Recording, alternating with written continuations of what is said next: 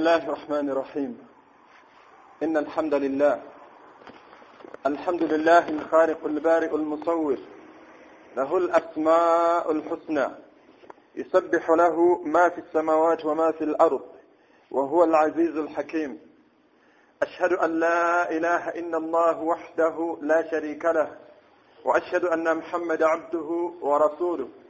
الذي أرسله إلى جميع ثقلين الجن والإنس، وداعيا إلى الله بإذنه وسراجا منيرا. ولقد وصينا الذين أوتوا الكتاب من قبلكم وإياكم أن اتقوا الله، كما قال ربنا تبارك وتعالى في القرآن الكريم: يا أيها الذين آمنوا اتقوا الله وقولوا قولا سديدا يصلح لكم أعمالكم ويغفر لكم ذنوبكم، ومن يطع الله ورسوله فقد فاز فوزا عظيما. وقال أيضا: يا أيها الناس اتقوا ربكم الذي خلقكم من نفس واحدة وخلق منها زوجها وبث منهما رجالا كثيرا ونساء، واتقوا الله الذي تساءلون به والأرحام، إن الله كان عليكم رقيبا. فإن أصدق الحديث كلام الله، لا يأتيه الباطل من بين يديه ولا من خلفه، وتمت كلمة ربك صدقا وعدلا لا مبدل لكلماته. وخير الهدي هدي محمد صلى الله عليه وسلم، وما ينطق عن الهوى إن هو إلا وحي يوحى. وشر الأمور محدثاتها، وكل محدثة بدعة، وكل بدعة ضلال. يقول ربنا تبارك وتعالى في سورة العمران بعد أعوذ بالله من الشيطان الرجيم: كنتم خير أمة أخرجت للناس تأمرون بالمعروف وتنهون عن المنكر، إلى آخر الآية. أتينا إن شاء الله تبارك وتعالى أينما تينا مجه أقتل بكيندف الله سبحانه وتعالى إموك بتيندف يمتين نبيو إربي أسيم وكبيرا تمتين نبيو تمتين نجتين ونغبولا الخالق ومتونزي الله ngabuli kyonna kyolaba kyotunuzaako amaaso go, kyonna ekitebenkeza amaaso go, abange alkhaliq huwa Allah, eyakitonda ye Allah subhanahu wa ta'ala. Ayina obujjuvu bw'okutonda obutali mu bukendeevu. Yeewukana Allah subhanahu wa ta'ala bw'ereegera ku bitonde nga bwe tufaanana, nze n'abanfaanana n'ebitonde ebirala bye tuwangaala nabyo. Yagamba nti mummwe nina be natonda, omuddusi obwongo ayagala okutegera Allah tabaraka wa ta'ala alkhaliq Allah subhanahu wa ta'ala ate wahdahu mu bwomu bwe. Yagamba nti mummwe nina be natonda, omuddu nga tannalowooza kukola ku bushiriku. Allah akuwa ekyokulabirako n'obwongo bw'omwana owappiwanu, ekisika obwongo bw'omwana atandika okutegeera obutegeezi, ategeere nti Allah tasaana kugattwako. Yagamba nti mummwe be natonda mulimu nga yamshi ala rijlain, nina mummwe be natonda nga batambulira ku magulu abiri. N'agamba nti mummwe nina be natonda ate mu bwomu bwange. Yagamba nti badi'u samawati wal ard, nze natandikawo. Allah yagamba nti natonda ensi eno n'eggulu, ate walam yakun lahu sahiba, nga talina muyabyeko. Yagamba nti mummwe nina abalala be natonda nga yamshi ala arba, nga balamutambuza. Waliwo ebitonde Allah bye yatonda nga bitambuza mwana wattu biina amagulu ana. N'agamba ati ayina Allah tabaraka wa ta'ala subhanahu bye yatonda nga yamshi ala batnihi, nga bitambulira ku mbuto zaabyo. Buli kitonde ekiina enkula eyo kyewuunya kinne waakyo. Abaffe embuzi yeewuunya omuntu w'amagulu abiri, nga bw'olaba omuntu ayina ebimwewuunya nga bwe twewuunya omusota ogutambulira ku lubuto lwagwo tegulina mabwa. Abooluganda bakkiriza ayawule Allah subhanahu wa ta'ala mu bwomu bwe. Anaaba ayawudde Allah omukyala n'otanoonya abaana mu ndagu, byonna n'obisaba Allah. Yagamba nti wahuwa ala kulli shay'in qadir, omuvubuka n'otanyoonya bugagga mu baseeka abeera nga abeeyita abasomi b'eddu'a, n'oyimuka ekiro qiyamul layl, nojja mu masjidi saara rak'atayn, baada dhalika wanika emikono gyo osabe Allah. Yagamba nti idha sa'alaka al-ibadi, Muhammad abadde bakubuuzanga ndiwa, bagamba nti inni qaribun ujibu da'wata ad-da'i idha da'ani, ndi kumpi nnyo n'okwanukula omuddu abanga obwavu ebukuluma. Saba Allah tabaraka wa ta'ala ganiyul hamid, kyekikulumya omutwe bulamu bulungi bw'oyagala Allah subhanahu wa ta'ala almuguni agaggawaza. Kyekikulumya omutwe oli oyagala butebenkevu, abange Allah subhanahu wa ta'ala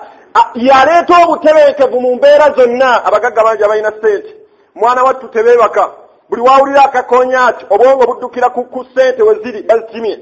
bakifeesi bazikimye, obwongo talina butebenkevu. N'osanga omuddu ng'alya kimu naye nga yeebaka oluggi si luggale,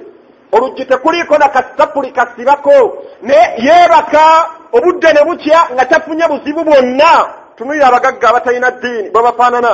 Omusanga alina geeti mpanvu naye kennyini tayinza ggiwa lampa eyagizimbisa. Eriko amasannyalaze, eriko kamera, kuliko asikaali, oluggi lwa remote, kuliko amasannyalaze.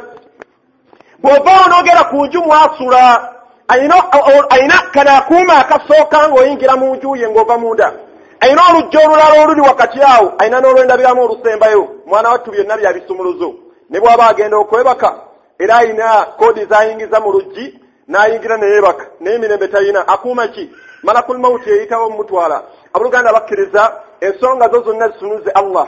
Ensonga zo zonna zitunuze Allah tabaraka wa taala. Yagamba nti wahuwa ala kulli shay'in qadir. Talina kinene mu maaso ge.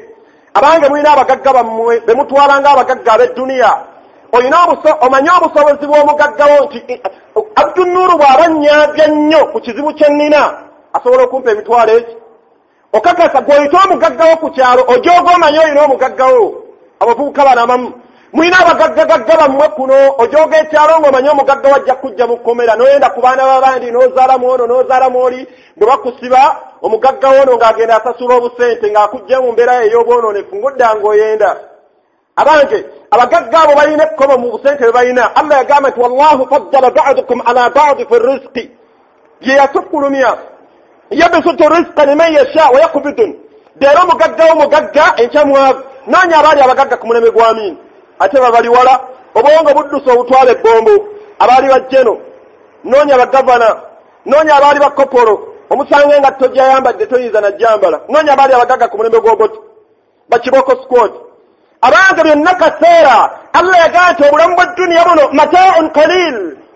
Noonya abagagga wadde n'eyika z'ettaka oluyingire abatannaba na kufa akyali mu ddiiraati. Abaana nga batemyetemye mudda poloti kitaabwe akyali awo pamba mu kamwa. Bamutadde pamba mu kamwa ne mu nnyindo yalinayo kabitaano. Abaana bagenda okulaba ng'ewasaana mu muziika taata mu muzimba eri ku lusalosalo eri oleme batawanya mu kutunda ttaka bwe obulamu obutawanya. Abanga obulamu obujjudde eddiini Allah subhanahu wa ta'ala kyatugamba kye baleeta ahlu tafasir abavunuzi ba Qur'an bwe tubasaba Allah ne tumugamba nti rabbana atina fid dunya hasana. Obwongo buddukira nnyo ku mmotoka simanya siginasi simanya oyagalaani. Abange obwo si bwe bulamu. Bwe bayita obulamu bwe tugamba Allah nti rabbana atina fid dunya hasana tuwa obulungi ku nsi kuwangaala bulamu nga bujjudde ibadaati. Nabbi teyavuga ku mmotoka ate teyatugaana kuvuga naye yawangaala obulamu obusinga okubeera obulungi obujjudde eddiini n'okusimisa Allah tabaraka wa taala. Abdurrahman ibn Awf baali basajja bagagga naye bawangaala obulamu obujjudde okusimisa Allah tabaraka wa taala. Uthman ibn Affan ng'agaba eŋŋamiya 1000 gwe mugagga waagaba meka ku kyalo. Haja ali wano eyeewulira nti olina mu ssente ku uduhiya osala kigero ki. Uthman ibn Affan yaagabanga eŋŋamiya 1000 agaba eŋŋamiya 100 n'azigabira abanaku n'ebyokulya ebiriko n'abagamba ate nazo temuzizza muzisaddaake mulyeko ennyama amaliba gano mugakolemu bye mwagala. Ani mugagga abange abooluganda bakkiriza ensonga zo zonna zitunze owekiibwa Allah tabaraka wa taala. Mbeewaza bannange mbeewaza era summa oluvannyuma era nnyongera okubeewalisa ddala bafeeka abakyasa ennaku zino abeeyita abasomi b'eddwa. Abange teriyo mu ddwali awo yeyawulidde nti yeddwaye era oyo bwakutula mbwati n'akusomera eddwa y'oluzaalo. Abange ogenda gaggawalirawo omuddu anaafuna entegeera bwekyo yakiini lwagiteeka mu kitonde ekiringa ggwe ekyebaka ne kigeregeza. Allah bw'atakiwa mmere kyayuuya ky'otuluzaamu ensonga zo ne weesiga by'osseekawo bw'oyita baseeka abasomi b'eddwa bakowoola. Abange yalina eddwa ezaanukulwa omubaka Muhammad sallallahu alaihi wasallam tamanyiddwa kapande wonna we kaali Makka oba Madiina. Tamanyiddwa kapande konna we kali nti omuddu yenna ayagala omusomera ku ddwa ayagala okutereeza obufumbo ayagala enzaalo. Abange okusoma eddwa si mulimu. So okusoma eddwa si mulimu. Eyalina eddwa ezaanukulwa teyakoolako basahaba ate nga yabasabiranga tebamugambye. Ayina abalala abajjanga ne bamugamba naye nga si nsoma eno ey'okuleeta embuzi simanya leeta ente simanya leeta. Abange eyo gye mujje lya shayitaani mwegendereze.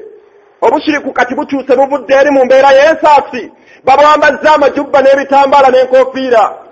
Obushiriku buvudde eri mu kufuwa emmindi babwambazza amajubba n'enkofiira n'amakanzu. Abange mwegendereze baseeka abasomi b'eddwa ajja kuttira akiidayo. fukamira osabe Allah yagamba nti waqala rabbukum du'uni astajib lakum ononyaki Allah yagamba omulezi waffe Allah yatugamba nti musabe astajib lakum ngenda banukula ani ayinza okukusabira okusinga gwe amanye ebizibu byo abooluganda bakkiriza mbalamira twenywereze kusinza Allah tabaraka wa taala mbwomu bwe yenna anaafanga alina ebitiibwa mu dduniya muno byonna oba bifaanana bitya simanye muyimbi simanye bamusondedde biki simanye enseekaaba nga talina ddiini jahannama nga talina ddiini mwebuyimba mubuwulirize mukaale nasanze omusiraamu omu alina entegeera enneesulifu eyeewuunyisa ng'akaabira ono nvuuka abadde omuyaga abadde Allah yagamba nti alladhina yuriduna an tashiha alfahisha abaddu abaagala okubunyisa obwononefu mbaddu abakkiriza Allah yagamba nti abategekedde ebibonerezo ebiruma okaabira ki Abdallah osanga omuddu ayonoona amaziga ge akaabira muyimbi wallahi abadde alina eddoboozi sheekh omwana abadde akuba omuziki oyo sheekh omwana abadde muto Allah tatunuulya buto bwe na ddoboozi na biki byonna bye mulabanga byalina abange emirimu mirungi otenda ddoboozi kikyotenda kasasiro kigwotenda oyo Allah bwe yali ayogera ka Abu Musa omubaka Muhammad sallallahu alaihi wasallam yayogera ku Abu Musa al-Ashari eyalina eddoboozi eddungi eriteeka Allah wamusuubira ogiteeka eddoboozi eddungi teritegeeza kuyimba tunuuli abasajja abatusooka eyateeka eddoboozi eddungi Allah wamusuubira ogiteeka lumu omubaka Muhammad sallallahu alaihi wasallam ayingira mu masjid asanga Abu Musa al-Ashari radiyallahu anhu ng'asoma omushaf asoma Qur'an wallahi n'eddoboozi eddungi tajwid tahsin nahwu yennamu ali mu Qur'an ye wallahi ng'asoma omubaka Muhammad sallama nayimina emabega Abu Musa al-Ashari namuwuliza ng'asoma Qur'an omubaka laasiriikira ng'awulira Qur'an ye mu'assara Qur'an nnungi omwana alina eddoboozi eddungi mumwana bayimbi malakum kaifa tahkumun mwebyo mubiramula mutya abange ummeene abadde ki era abaddu bakkakkanyiza abawalimu basitudde bayimbi akhiri zaman tuli ku nkomerero amabugo tebagasonda olaba abasiraamu balina amagezi omusiraamu alina amagezi oyinza ogenda mu valentine babadde mu valentine omusiraamu omukyala hijabu yegijjeeko nayambala sikati ya bulaka ne red lunaku lwabaagala ku musingi ki omubaka awuliza Abu Musa al-Ashari nga asoma Qur'an Abu Musa al-Ashari agenda okusoma wati Qur'an obwongo buno nawulira waliwo omuntu alina okubanga amulinaanye agenda okukyusa bwati ekyenyi kyatunula emabega ng'omubaka awuliriza Qur'an ye namugamba nti Aba Musa genda maaso ng'osoma owudde eddoboozi eddungi siri akaryoki Abu Musa al-Ashari amwati genda maaso ng'osoma namugamba nti mazima ddala Qur'an yo ennyumira namugamba nti mazima ddala Aba Musa al-Ashari Allah yakuwa agamu ku maloboozi aga Nabbi Daawud alayhi salatu wassalam ge basomeranga mu Tawraati oyo ayimba kikasasiro abadde ayimba bwononefu buyaaye alanga bwezi omusiraamu noyona n'amaziga go omusiraamu musanga akaabira omuyimbi naye nga takabiranga mwana wa haramu abavubuka babadde bakaaba abasiraamu abamu naye nga ekimukaabya akaaba amaziga naye nga tannakaaba abaana ababandi bayinoonye ku kyalo ekyo tekikaabya amaziga ekigenda okuba neza mu maaso ga Allah obanga omusajja omukulu akaaba alina obulumi bw'okufa bw'omuyimbi entegere yaffe yeewunyisa alina obulumi bw'okufa bw'omuyimbi abadde omwononefu nga tekikaabya amaziga nga tokaabanga amaziga ku baana baharamu b'ozadde mama w'abaana tebabawowanga abaana mulina 8 ekyo tekikaabya amaziga abavubuka lwaki tetukaaba amaziga ku myaka gy'olina omanya Arsenal Man U simanya ali Chelsea bikoze bitya naye nga tumanyi kusoma Qur'an ekyo tekikaabya amaziga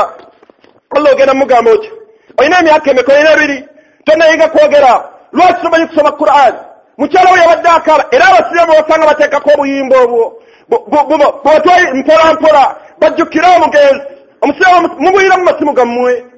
wallahi Allah subhanahu wa ta'ala akimanyi nti okainza sikimanyi kaname kulowooleza kibi Allah tabaraka wa ta'ala amanyi sijjooziina era okateeka buli w'omujjukira bwe tunokuba akayimba ke omujjukire mboononefu bwe omujjukire mboononefu wali yatuuse mu kutumbula obwononefu mu Uganda abange kyengera mbyengera Allah byawadde umma kyengera mbyengera Allah byawadde umma okukoma ku bantu abafaanana bwe batyo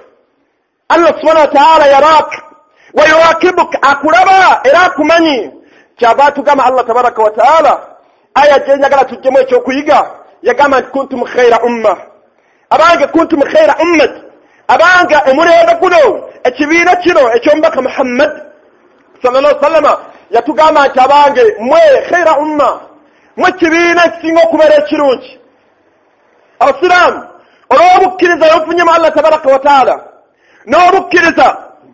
bwe mufunye mu mubaka Muhammad sallallahu alaihi wasallam yagamba nti abange kuntum khair abange mwe musinga obulungi ani atenda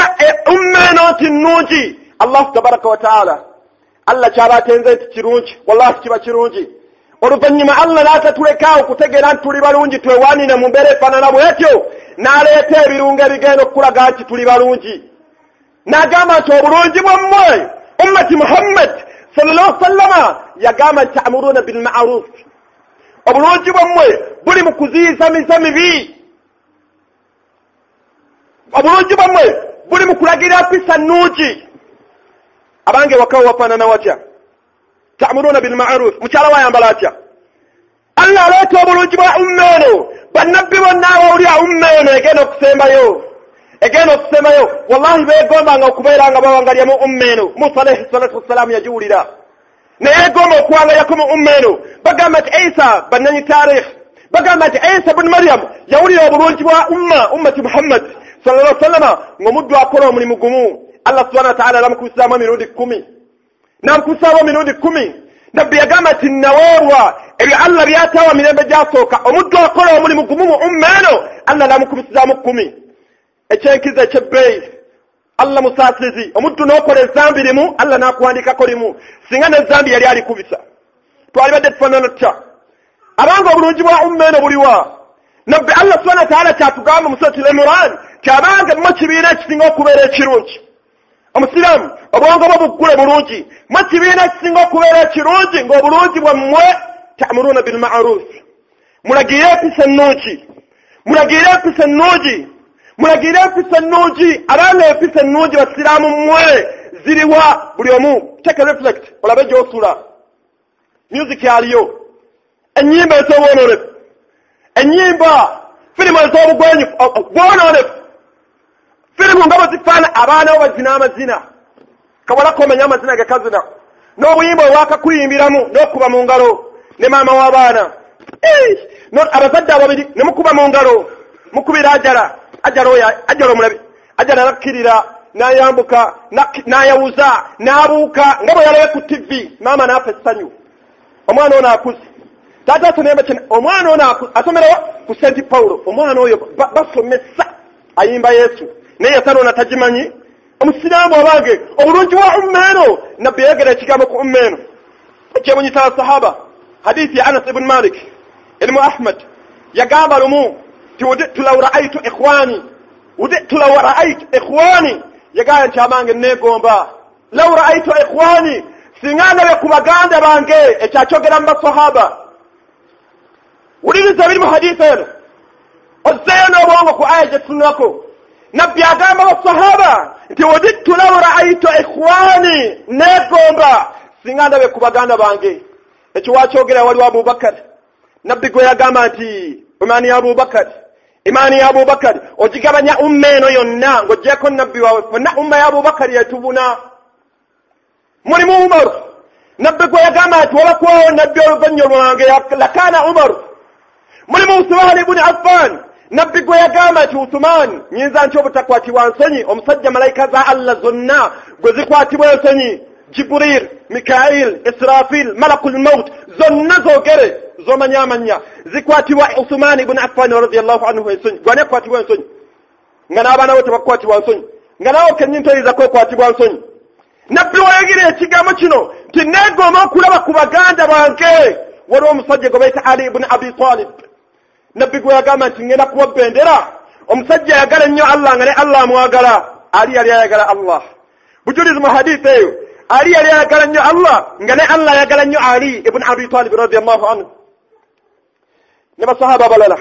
Abdurrahman ibn Awf bonna balina ebitiibwa ranka ez'enjawulo nabbi zeebawa nga bakyali balamu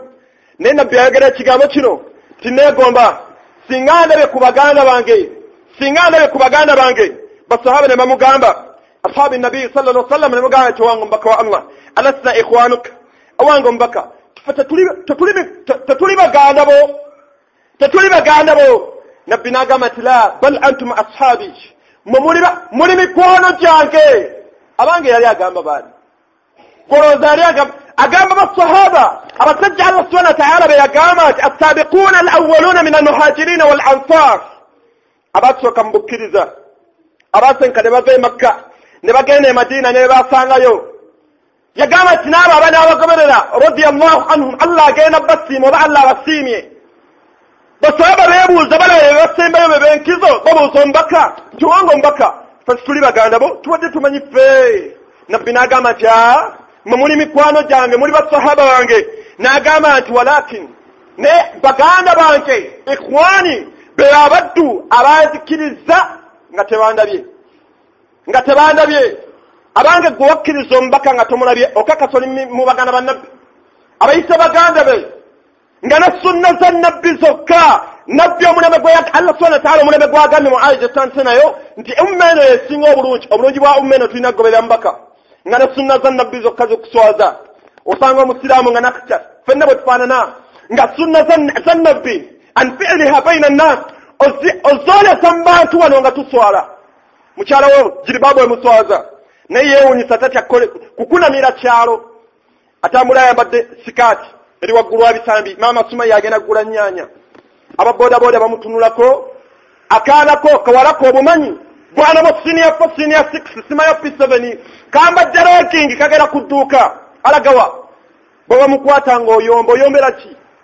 wamwambaza gwolaba engoye zewamwambaza zirina sigino ki Allah subhanahu wa ta'ala kyatugamba nti abange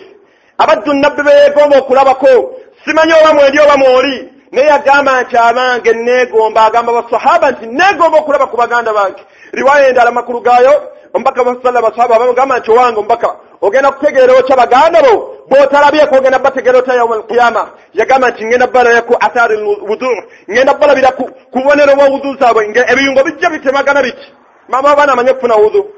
yali afuniddemuko ng'asooka bigere nadda mu kamwa nadda mu mutwe naye oyombera amazzi g'okunaaba toyombera maama abaana butamanya kufuna wudu naye ng'okimanyi tagimanyi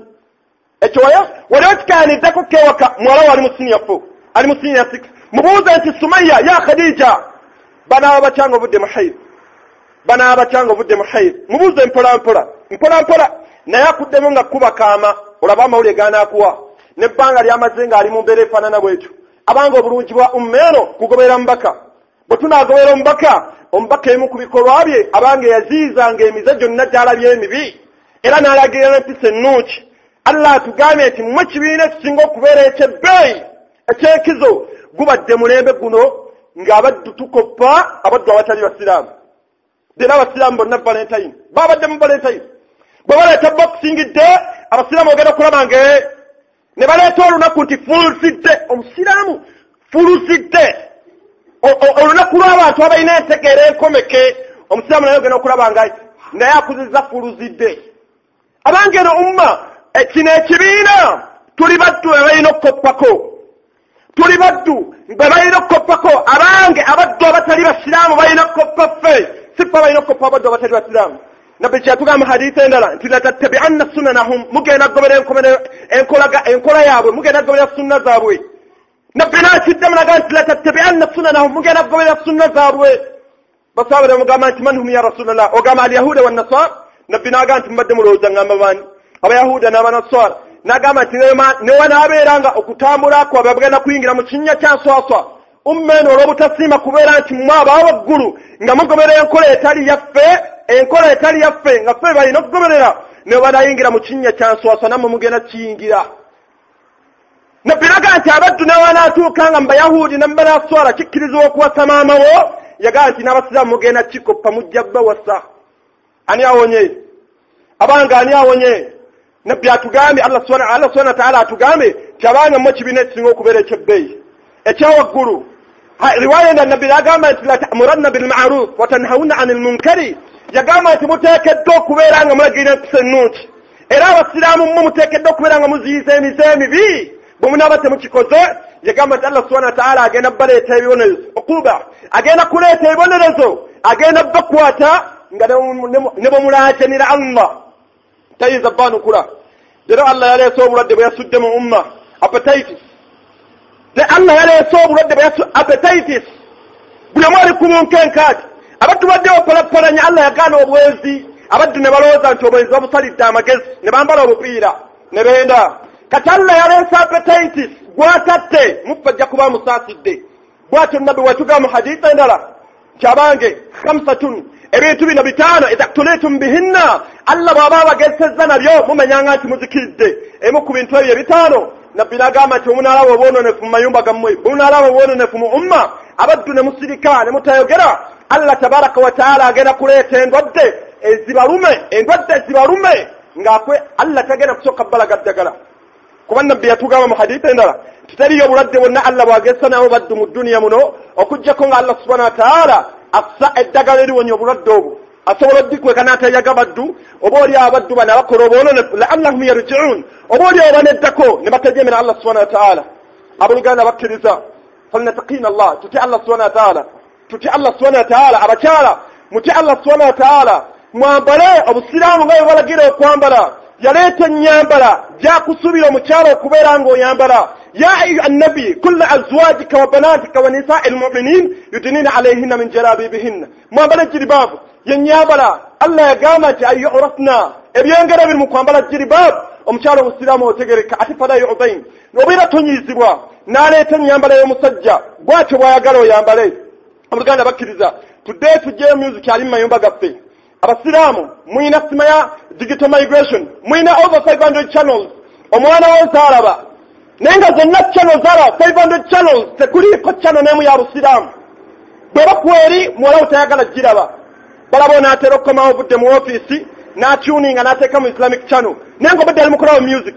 ali mu kulaba modo ali mu kulaba simanya bano babaani simanya bali mu Miami simanyani ewali obwononefu abooluganda bakkiriza Allah subhanahu wa ta'ala yagamba nti ma asabakum min musibati fabima kasabat aydikum teri mbeere tuukako ebizibu byonna ebiri mu umma Allah okusiba enkuba eno abange biviira ddalako ebyo nnyini bye twekoledde twegendereze tudde ku mateeka ga Allah mukwata mpula Allah subhanahu wa ta'ala talina muntu gwayagala kubonereza nga bwolaba Allah bwe yagamba mu aya emu nti walaw yu'akhidhu Allahu an-nasa bizulmi ma taraka 'ala al-ardi min dabba Allah singa buli omu yamukwatira ku buli azamanya bwakoze kunsiku niresi tayari yaseko kitonde na kimu kinaina abuluganda bakkiriza obulungi bwa ummeno kulagira mpisa nnungi n'ekirala tatugamba nti muziyize emize gyonna gye mulabye emibi abazadde mukome ku baana bammwe bawala bammwe balina boyfriend okimanyi gwamutenda kula sula ayina abawala bayendako bwazaala bwaleeta yagenda koboko kukola yadda na mwana bwe yagenda ejjinja okuzimba okupoota yadda na mwana bwe yagenda simanyewa bwatyo gw'omutenda maanyi abooluganda bakkiriza Allah subhanahu wa ta'ala yarak wa yurakibuk ma yakunu min najwa thalathatin illa huwa rabi'uhum wala khamsatin illa huwa sadisuhum yagamba wala adna min dhalika wala akthara tiwali wonna obeeranga okola obwononefu omuwendo gwonna gw'omanyi ogusinga obungi ne bw'obeera omu Allah akulaba yagamba mu aya endala nti thumma yunabbi'ukum bima amilu yawma alqiyama abange olunaku lugenda kujja olunaku oluzibu mbalamira okutya Allah subhanahu wa ta'ala bw'olabye obwononefu bwonna beera nga obuziyiza w'olabye embeera yonna nga weetagisa okukubiriza abadde okukola emirimu emirungi abange bakubirize abaana mu bakubiriza okusoma yasaluna mu bakubiriza okusoma Qur'an abasiraamu tetumanyi kusoma Qur'an wallahi kathiru minna tetumanyi kusoma Qur'an Allah subhanahu wa ta'ala yagamba nti waman a'rada an dhikri fa inna lahu ma'ishatan dhanka ate wanahshuruhu yawma alqiyamati a'ma Allah muddu atamanyi kusoma Qur'an agenda muwangaza nga wangala fi dhiqati al'azim agenda kuwangala mu bulamu obusinga okubeera obufunda ate yagamba nti wanahshuruhu yawma alqiyama ku qiyama Allah agenda muzuukiza nga talabanga amaaso agatutte qala rabbi lima hashartani a'ma wa qad kuntu basira wa kadhalika atatka ayatuna fanasitaha wa kadhalika al-yawma tunsa bwatu Allah agenda kujjukiza omuddu ono tigakujjikira amateeka gaffe ayat twazikuwa Qur'an najikuwa wagano jasema n'ogyesamba mama w'abaana emyaka gy'omaze naye Qur'an tagimanyi yagyesamba tafa nayo mubyagala munobya ekyobutamanya kusomesa Qur'an mama w'abaana tekirimu ayombera mmotoka omusajja tazimba tupangisizza nnyo yesalu nayo n'agiyombera ddi mu bufumbo bwo abooluganda bakkiriza sawa yonna tudda mu maaso ga Allah subhanahu wa ta'ala yagamba nti kullu nafsi dha'iqatul maut wa innama tuwaffawna ujurakum yawma al-qiyamah faman zuhziha 'anil nar wa udkhila al-jannata faqad faz wama al-hayatu ad-dunya illa mata'un ghurur bulambwa kweyagala mu katono mata'un qalil oluvannyuma tudde mu maaso ga Allah subhanahu wa ta'ala yagamba nti agenda tubala buli omwamu we mithqala dharratin khayran yarahu yawma al-qiyamah ogenda kalaba n'omuddu yenna anakola ezambi nga bbi nga lyenkalanga empeke yakalo era ogenda ddirawo yawma al-qiyamah abooluganda bakkiriza Allah subhanahu wa ta'ala yatwetoolola wa inna alaykum lahafizin kiraman katibin ya'lamuna ma taf'alun atwetoolodde Allah yagamba nti mulina abakuumi balaba bulungi nnyo be mukola twegendereze security twegendereze Allah yagamba nti walaqad khalaqna al-insan wa na'lamu ma tuwaswisu bihi nafsu wa nahnu aqrabu ilayhi min hablil warid Allah ali kumpi nnyo naawe n'okusinga omusuwa gw'obulamu bano aba biology gye batugamba gye bayita iota ani oli okumpi nnyo naawe mukyala wo mugamba ogenze safari naye ng'oli jjinja mulooki takimanyi Allah subhanahu wa ta'ala akimanyi Allah subhanahu wa ta'ala omukyala ogamba bawo nti ogenze kuziika wammwe naye ng'olina amakubo go olimu kuwenjeera nakukola bwonoonefu okuggyako Allah baasaasidde mu bbo mu ntambula zaabwe ne Allah subhanahu wa ta'ala yagamba nti wa nahnu aqrabu ilayhi min hablil warid abange twegendereze wala taqrabu zina innahu kana fahisha wa sa'a sabila n'ebirala bingi abange ummeno bulungi bwayo tuziyize emize emibi era twegende empisa ennungi bwe tunaatukoze ekyo Allah subhanahu wa ta'ala agenda kuzza ebyengera bya ummeno aqulu ma tasma'un astaghfirullaha wa lakum wa sa'il min fatubu ila Allah innahu huwal ghafurur rahim wa tawwabun karim